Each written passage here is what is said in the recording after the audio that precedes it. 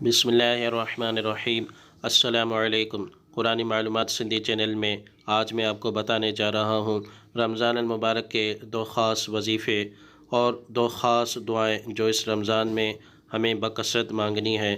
پہلا وظیفہ لا الہ الا اللہ محمد الرسول اللہ صلی اللہ تعالیٰ علیہ وآلہ وسلم بکثرت پڑھنا ہے، کم از کم 313 بار تو روزانہ پڑھنا چاہیے۔ دوسرا خاص وظیفہ توبہ و استغفار کرنا ہے، یعنی بکثرت استغفر اللہ روزانہ کم از کم 313 بار تو پڑھنا ہی چاہیے۔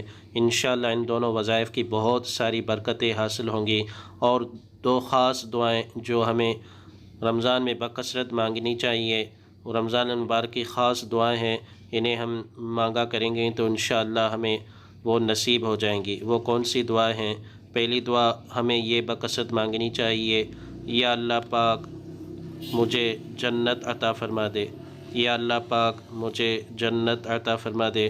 دوسری خاص دعا یہ ہے، یا اللہ پاک مجھے جہنم سے پناہ دے دے، یا اللہ پاک مجھے جہنم سے پناہ دے دے۔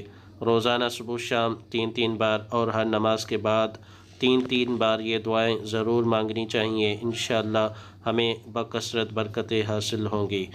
ویڈیو کو لائک، کمنٹ اور اپنے دوستوں کے ساتھ شیئر ضرور کیجیے۔